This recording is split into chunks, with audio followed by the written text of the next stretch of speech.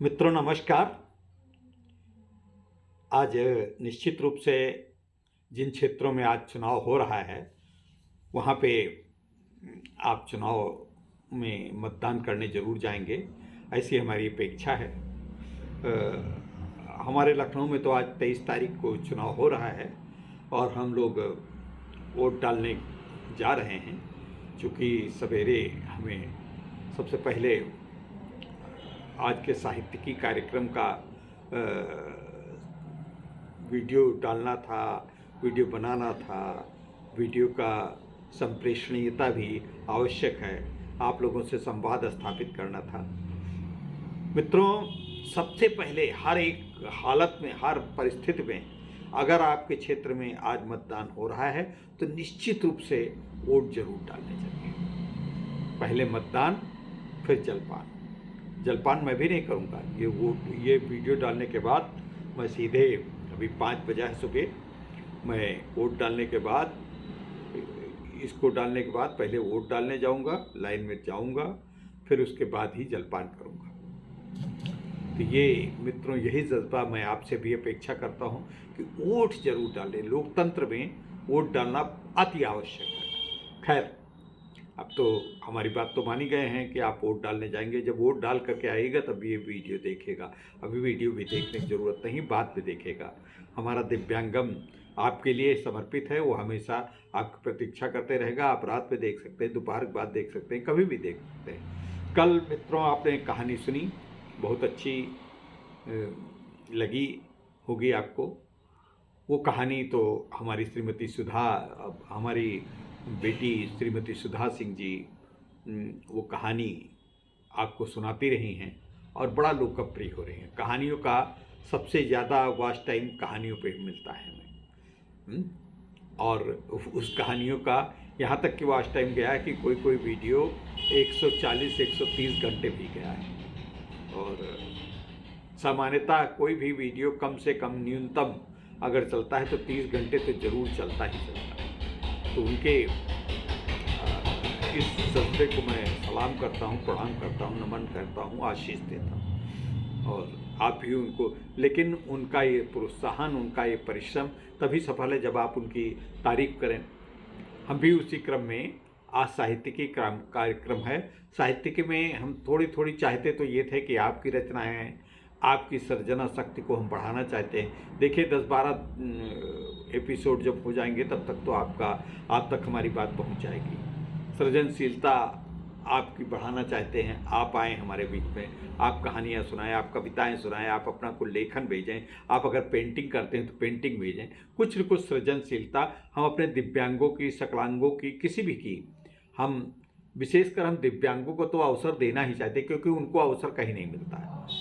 लेकिन ऐसा नहीं कि खाली हम दिव्यांगों को अवसर देना चाहते हैं, दूसरों को भी अवसर देना चाहते हैं। दूसरे लोग भी आएँ, उनका स्वागत है, उनका नमन है, उनको मैं बड़े खुले दिल से स्वागत करता हूँ। तो चूँकि आपकी कहानियाँ नहीं आई, मैं मित्रों वर्षों से कहानियाँ लिखता रहा हूँ। शुरुआत में मैं कवि, बाद में हूँ पहले कहानीकार। और कहानियाँ मेरी सम्यक बड़ी लोकप्रिय तो नहीं हुई, लेकिन कहानियाँ हमने रेडियो पे सुनाई हैं, कहानियाँ हमने दूरदर्शन पे भी सुनाई है। और अपने कॉलेज की पत्रिकाओं में और विभागीय पत्रिकाओं में, जब विभाग में नौकरी करने लगा तब भी मेरी कहानियाँ छपी हैं। और हिंदुस्तान और स्वतंत्र भारत, दैनिक जागरण में प्रायः कहानियाँ हमारी छपी हैं, विष्णुकांत मिश्र के नाम से। तो आज ये कहानी तो मेरी छपी नहीं है, क्योंकि चुनाव है। चुनाव के परिप्रेक्ष्य में, जब पिछला चुनाव 2014 में हुआ था तब ये कहानी लिखी गई थी। उसी परिप्रेक्ष्य में एक कहानी है। इस कहानी का नाम है काली गठरी। काली गठरी कहानी, आपको नाम से कुछ ऐसा लगता होगा कि काली गठरी। अब काली गठरी होती है जिसके पास काला धन होगा, वही तो काली गठरी में बनाएगा। अभी देखा नहीं, कानपुर से एक बढ़िया, कितना पैसा कानपुर के ऊपर दीवालों से पैसा निकलता रहा, जीनों से पैसा निकलता रहा, बाथरूम से निकलता रहा, बाथरूम की नालियों से पैसा निकलता रहा, जो पाइप है उनसे पैसा निकलता रहा। कितनी बड़ी, तो ये काली गठरी है। उसी काली गठरी के ऊपर आज हमने एक कहानी आपको सुनाने का मन कर रहा है। ये चूँकि चुनाव है, वो चुनाव के परिप्रेक्ष्य में है, तो थोड़ा सा उससे सामंजस्य स्थापित हो रहा, तो ये कहानी मैं सुनाता हूँ। 5 मिनट आपको खाली इंट्रोडक्शन में दे दिया, ये करीब 5 मिनट 6 मिनट की ही कहानी है। तो सुनिए कहानी काली गठरी। लेखक मैं स्वयं हूँ, विष्णुकांत मिश्र। तो और इसको सुनने के बाद मित्रों आप अपना टिप्पणी जरूर दीजिएगा। अगर टिप्पणी नहीं देंगे तो मुझे लगता है कि मेरा साहित्यिकी कार्यक्रम फिर निरर्थक जाएगा। तो ठीक है, कहानी शुरू होती है। आज भाषण सुना, ये तो काला धन कह कहकर मेरा तो बीपी ही बढ़ाए दे रहा है, क्या करें? प्रभात कुमार ने मुझसे पूछा। चिंता न करो, ये सब चुनावी हथकंडे हैं। फिर अपना गुलजार भाई किस दिन के लिए है, इसके स्विस बैंक से लेकर कनाडा, ऑस्ट्रेलिया सब कहीं बड़ी बड़ी पहुंच है, भले ही वो मॉरिशस में रहता है। यार उससे संपर्क करते हुए डर लगता है, पता नहीं वो कब इंटरपोल के चक्कर में पड़ जाए। उसके दुनिया के तमाम आतंकवादी संगठनों से भी तो संपर्क चला करते हैं, कहीं रंगदारी के चक्कर में न पड़ जाए। चौबे गए छब्बे बने और दुब्बे होकर लौटे, प्रभात जी ने शंका व्यक्त की। नहीं, ये सब कुछ मेरे ऊपर छोड़ दीजिए, मैं उससे किसी तीसरे के माध्यम से बात करूंगा, ये कहकर मैंने प्रभात जी को आश्वस्त किया। ये तो प्रभात जी सत्तारूढ़ दल के हमेशा ही प्रत्याशी हुआ करते थे, लेकिन इस बार हवा का रुख विपरीत देखकर फिलहाल राजनीति से संन्यास लेने की घोषणा कर दी है। हाँ, पहले की ही तरह पार्टी में 1 करोड़ का छोटा सा सहयोग तो दे दिया है। कभी कभी पार्टी की अध्यक्षा के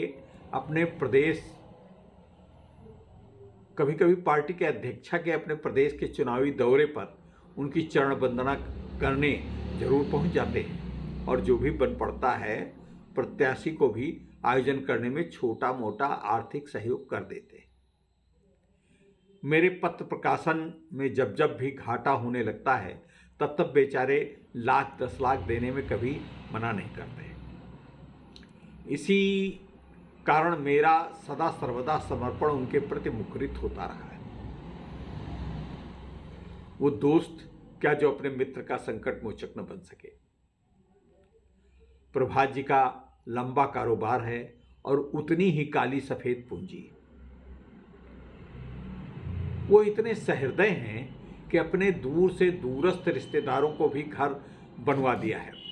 किसी किसी को तो अकूत एकड़ में खेती भी खरीदवा कर देती है। घर में केवल 7-8 गाड़ियां रख छोड़ी बस। अपनी तीनों बेटियों का विवाह विपक्षी दल की ही सरकार क्यों न हो, बुलाना नहीं भूले।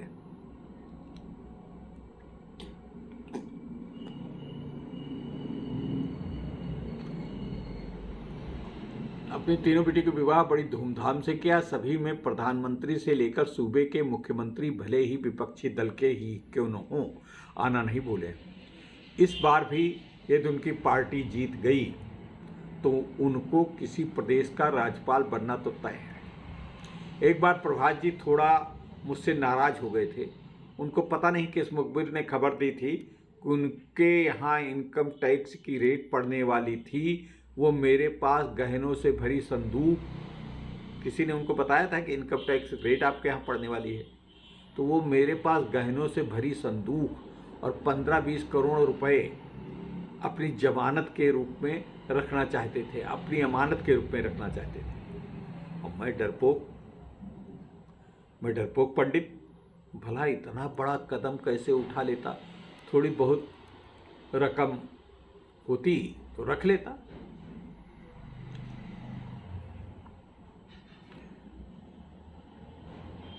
यद्यपि यह रकम भी प्रभात जी के लिए बहुत ही छोटी थी। उन्होंने कहा भी कि हमने अपने 4 रिश्तेदारों के यहाँ 200 करोड़ रुपए रख छोड़ा है। बेचारों ने कभी कुछ नहीं कहा और तुम पर मैं विश्वास करता था पंडित, लेकिन तुम तो बहुत डरपोक निकले। खैर, उनकी नाराजगी अल्पकालिक थी। जैसे ही उनके तथा उनकी पत्नी के नाम मैंने समाज सेवा के लिए एक एनजीओ बनवा कर उनको रजिस्ट्रेशन करवा कर दिया, हमारी यारी पहले वाली फिर हो गई। आज तो उनके दोनों एनजीओ में ही 5 करोड़ से कम नहीं है। खैर, मुझे क्या करना, हम तो चुनाव की बयार इनकी पार्टी की तरफ बहे, इस बात की प्रार्थना भगवान से रोज सवेरे शाम करते हैं। हेलो, तुम तुरंत मेरे कार्यालय आ जाओ। प्रभात जी के आदेश को सुनते ही मैं फिर से उनके कार्यालय जा रहा हूं। प्रभात जी को टीवी पर बैठे समाचारों को सुनते पाकर मैंने पूछा, क्या बात है? सर, हम अभी तो गए थे, तुरंत बड़े चौराहे से वापस आ रहा हूं। मैंने कुछ शिकायती अंदाज में कहा। देखो पंडित, ये मीडिया पंडित क्या कह रहे हैं, अपनी पार्टी को तो पूरा सफाया दिखा रहे हैं। एक चैनल हो तो झूठ माना जाए, ये साले सभी चैनल 1-2 सीटें इधर उधर करके उसी भोंपों की सरकार बनने का राग अलाप रहे हैं। तो क्या हुआ, आप तो पहले ही हवा का रुख भाप गए थे, इसीलिए तो इस बार खड़े ही नहीं हुए थे, तो काहे का डर? मैंने उनको संतोष दिलाने का प्रयास किया। यार पंडित, तुम पोंगा के पोंगा रहे। हमको ससुर अपनी पार्टी की सरकार बने या भाड़ में जाए, हमको चिंता ही ससुरे की है जो अपनी चुनावी सभाओं में न जाने कितनी बार काले धन को जब्त करने की बात कह चुका है। ये अगर न भी करी तो वो ससुरा कपाल भाटी बाबा उसका दम ले दे। प्रभात जी ने अपना दर्द उड़ेला। देखो, हमको भी 20 साल से पत्रकारिता करते हो गए, बड़े आए और बड़े चले गए। इनका रास्ता मिलने दीजिए, इनको सत्ता मिलने दीजिए, सब भूल जाएंगे।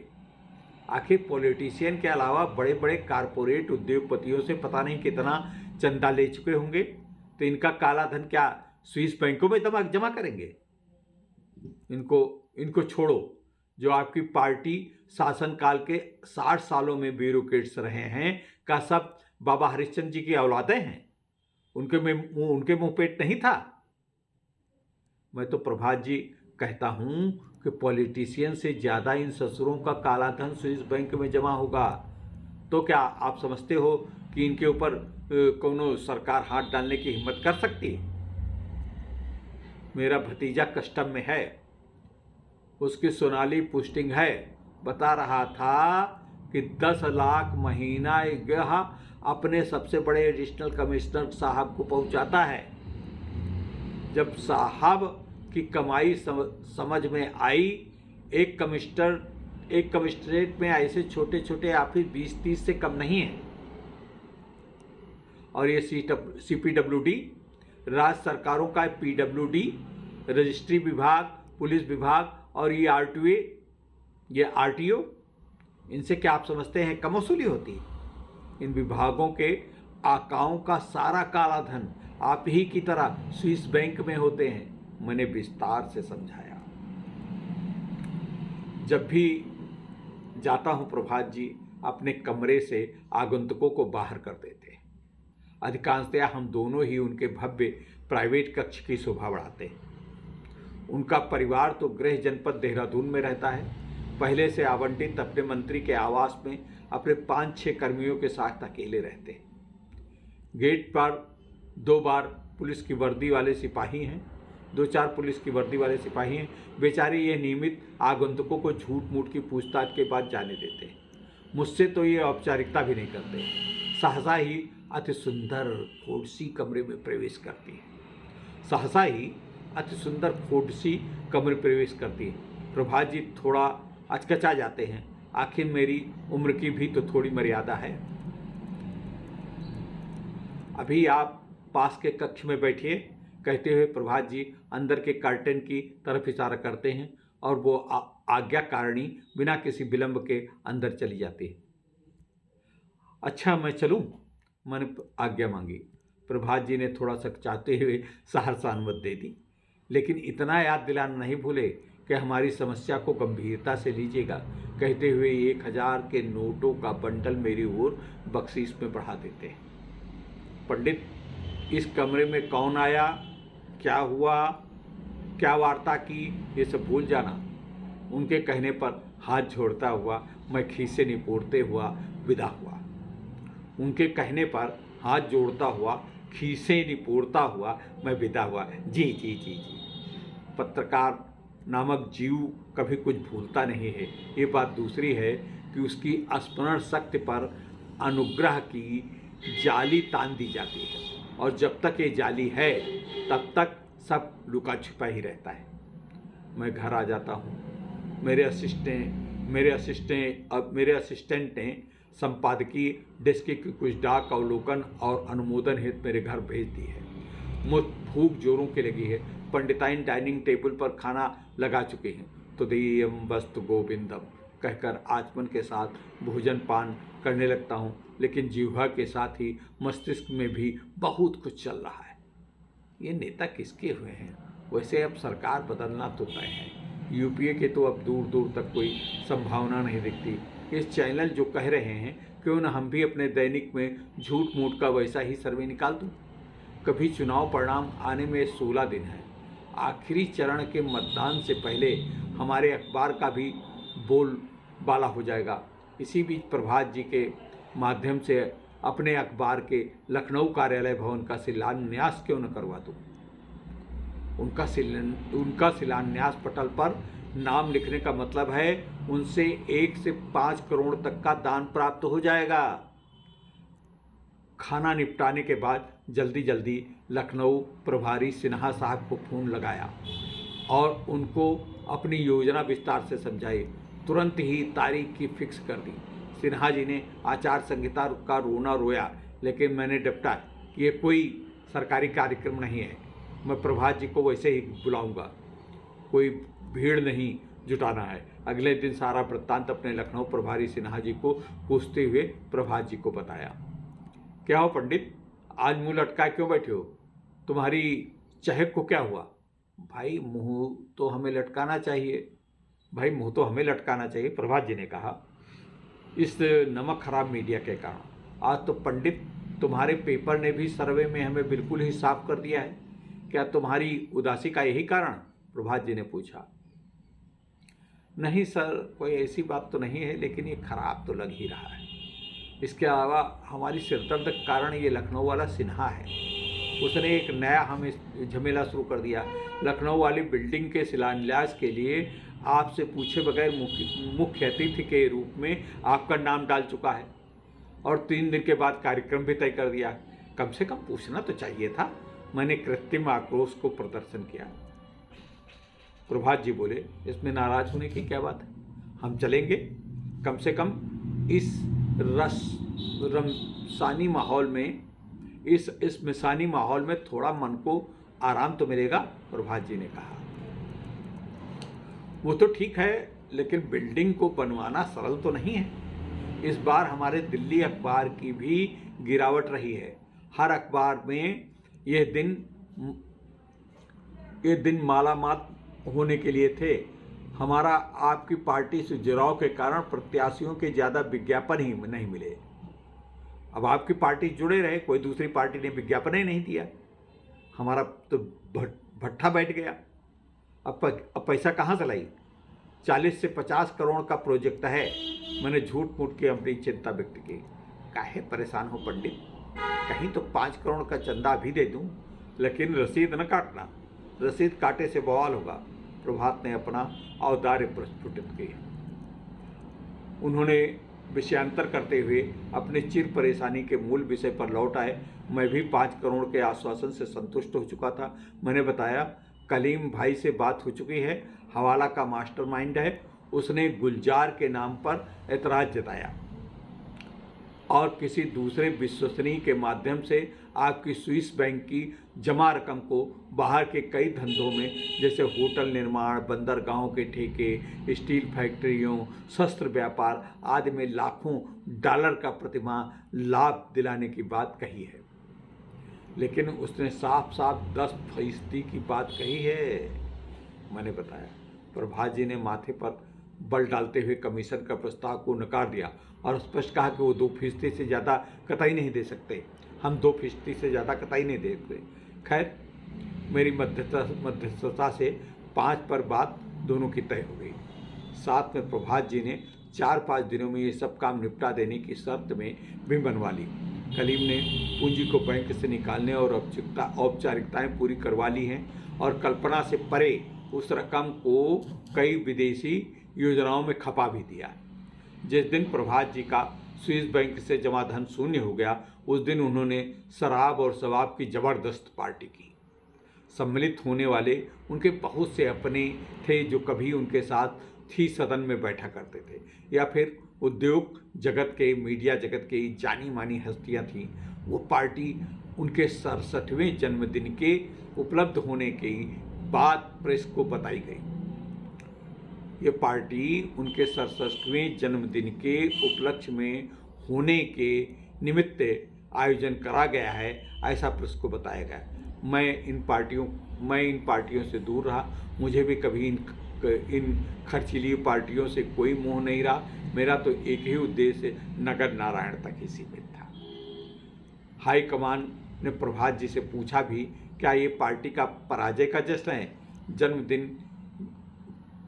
जन्मदिन पर पार्टी दोस्तों द्वारा आयोजन व्यवस्था में किए जाने का स्पष्टीकरण देकर उन्होंने मामले को रफा दफा करा लिया।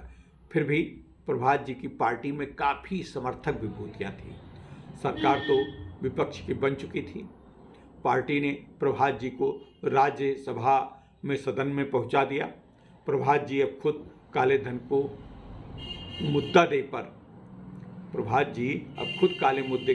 मुद्दे पर सरकार को रोज ही घेरते रहते, क्योंकि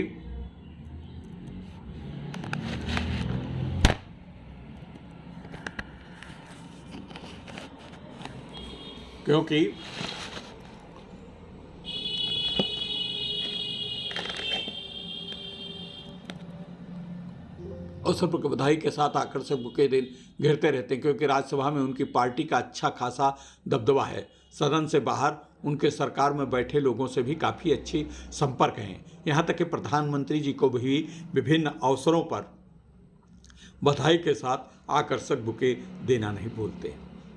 मेरे अखबार के कार्यालय भवन का उपसंहार लिखा जा रहा है। सोचता हूँ अब अखबार का शुभारंभ प्रधानमंत्री जी के कर कमलों द्वारा ही संपन्न करवाऊँ। प्रधानमंत्री जी का समय तो प्रभात जी दिलवा ही देंगे। आखिर उनकी काली गठरी किस काम आएगी? मित्रों, ये रही काली गठरी की कहानी।